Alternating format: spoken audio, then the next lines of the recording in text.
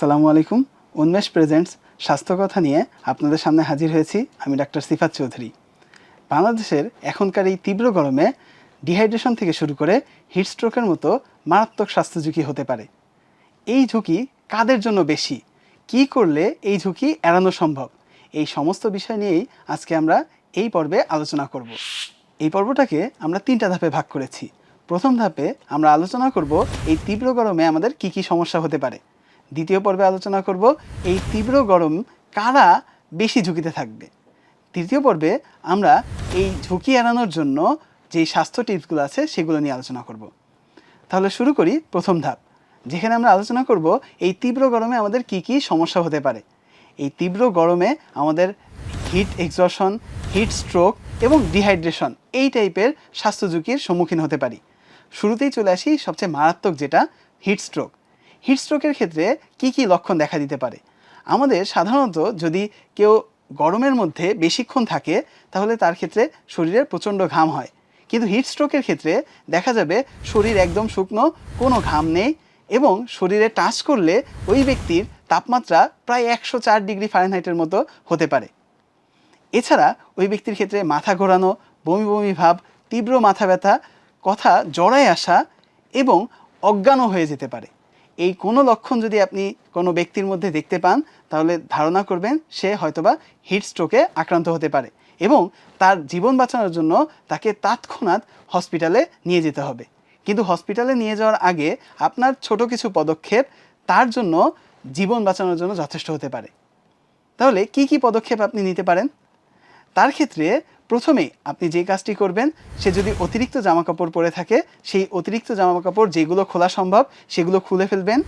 তার শরীরে পানি ছিটা দিতে পারেন। যদি আশেপাশে পানি বেশি থাকে তাহলে কাপড় ভিজিয়ে তার শরীরটা মুছে দিতে পারেন। যদি আশেপাশে কোথাও বরফ পান সেই বরফটাকে তার বগলে এবং ঘাড়ের নিচে দিয়ে দিতে পারেন। এতে তার শরীরের টেম্পারেচার বেশ খানিকটা কমে আসতে পারে।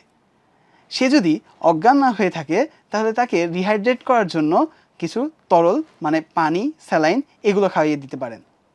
এছাড়া তাকে অবশ্যই হসপিটালে নিয়ে যেতে তো হবেই।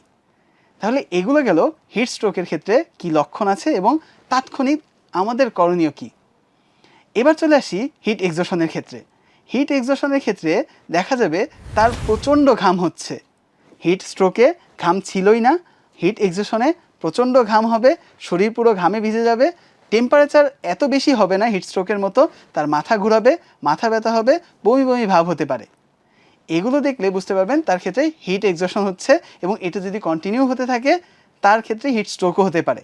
এজন্য তার ক্ষেত্রে করণীয় কী? হিট স্ট্রোকের ক্ষেত্রে যে জিনিসগুলো বলেছি ওই জিনিসগুলোই তার ক্ষেত্রে করতে হবে যেন তার শরীরের টেম্পারেচারটা কমে আসে। এছাড়া যেটা রেগুলার হয়ে থাকে আমাদের ক্ষেত্রে এই তীব্র গরমে সেটা হচ্ছে ডিহাইড্রেশন। ডিহাইড্রেশন মানে হচ্ছে শরীর থেকে অতিরিক্ত পরিমাণে পানি এবং লবণ বের হয়ে যাওয়া। এখন আমরা তো মনে করি আমরা তো পানি খাচ্ছি, কিন্তু আসলে পানি খাচ্ছি কিন্তু যেই লবণটা বের হয়ে যাচ্ছে সেই ঘাটতি কিন্তু পানিতে মিটতেছে না। তাহলে আমাদের কি করতে হবে? আমাদের লবণযুক্ত তার মানে ওর স্যালাইন খেতে হবে। এছাড়া ডাবের পানি খাওয়া যেতে পারে, অনেক স্পোর্টস ড্রিঙ্কস আছে সেগুলো খাওয়া যেতে পারে, কিন্তু অবশ্যই পরিমিত পরিমাণে খেতে হবে, না হলে এইগুলোর কারণে আরও স্বাস্থ্য ঝুঁকি দেখা দিতে পারে।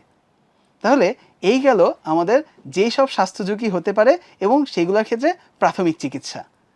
এবার চলে আসি আমরা আমাদের দ্বিতীয় ধাপে, কারা এই স্বাস্থ্য ঝুঁকিতে বেশি আছে। এদের মধ্যে দেখা যায় স্বাভাবিকভাবেই যারা শিশু এবং বয়স্ক তাদের ক্ষেত্রে এই স্বাস্থ্য ঝুঁকিটা অনেক বেশি।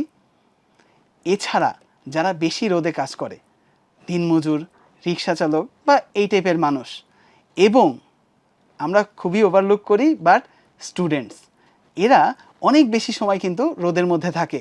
বিভিন্ন ক্ষেত্রে দেখা যায় তারা সকাল থেকেই স্কুল, কলেজ বা টিউশন বা কোচিং এইসব জায়গাগুলোতে দৌড়াদৌড়ির মধ্যে থাকতেছে, যার কারণে সে কিন্তু রোদে এক্সপোজার অনেক বেশি হয়। কিন্তু অন্যদের ক্ষেত্রে কিন্তু আমরা বুঝতে পারতেছি সে আসলে রোদে কাজ করতেছে, এই জন্য তাদের সচেতন থাকতে বলি। বাট স্টুডেন্টদের ক্ষেত্রেও কিন্তু এই জিনিসটা খুবই দরকার, কারণ সে রোদে সারাদিন দেখা যাচ্ছে কোচিং, টিউশন, স্কুল, কলেজ এগুলোতে ঘোরাঘুরির পাশাপাশি আবার বিকালের দিকে খেলাধুলাও করতেছে।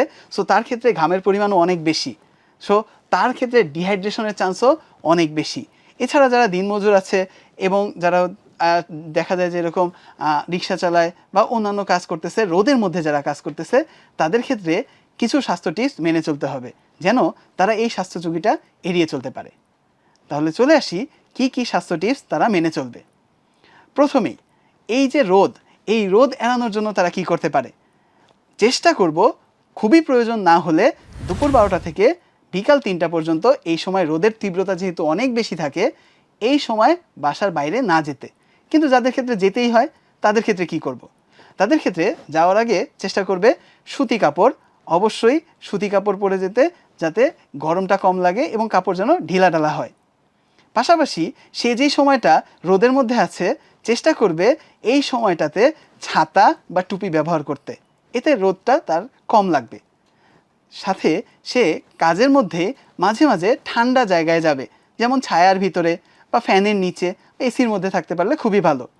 এতে তার ক্ষেত্রে ওই রোদের বা তীব্র গরমের যে স্বাস্থ্য ঝুঁকিগুলো, এইগুলো হওয়ার সম্ভাবনা কম থাকবে। এখন আমরা জেনে নিই এই তীব্র গরমে আমরা কি কি খাবার খেতে পারি।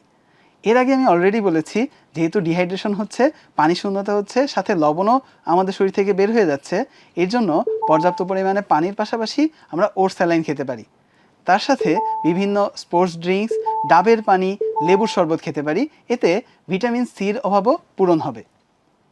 এছাড়াও বিভিন্ন ফল যেগুলোতে পানির পরিমাণ বেশি, যেমন তরমুজ, শশা, বাঙ্গি, এগুলো আমরা খেতে পারি।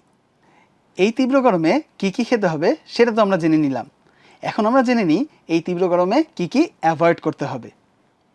প্রথমেই বেশি মশলাযুক্ত খাবার অ্যাভয়েড করতে হবে। ফাস্ট ফুড যত কম পরিমাণে খাওয়া যায় তত ভালো। এছাড়া যেসব খাবার আমাদের ডিহাইড্রেশন করে, যেমন চা, কফি, এগুলো অতিরিক্ত খাওয়া যাবে না।